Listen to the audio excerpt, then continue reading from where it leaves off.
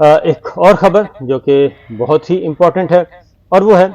سعودی ولی عہد crown prince محمد بن سلمان نے پاکستان کا دورہ کرنا تھا اور اس کے لیے بہت کچھ تیاریاں کی جا رہی تھیں، اور شہباز شریف صاحب جیسے وزیر اعظم ہیں فارم 47 کے، انہوں نے اپنی تمام تر مصروفیات منسوخ کر دی تھیں،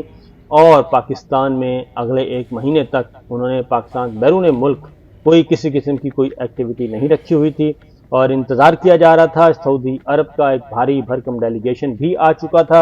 اور یہ نوید سنائی جا رہی تھی کہ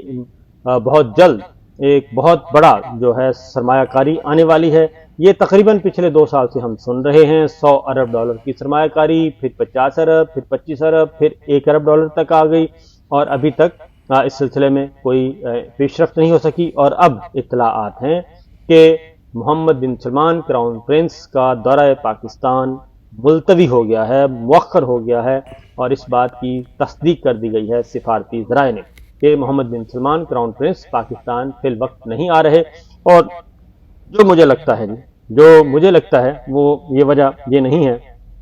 بلکہ وجہ ہے کہ پاکستان کے اندر کی جو صورتحال ہے، سیاسی عدم استحکام اور ایک کشیدگی کا ایک نیا طوفان جو کھڑا کیا گیا ہے، یہ صرف اس وجہ سے ہے کیونکہ کوئی بھی حکمران ایسے وقت پہ نہیں آئے گا پاکستان، اور خاص طور پہ جو پاکستان کا دوست ہے اور جو پاکستان کی پولیٹیکل پارٹی کے ساتھ جن کے سب کے مراسم ہیں، وہ کبھی بھی ایسا کوئی قدم نہیں اٹھائے گا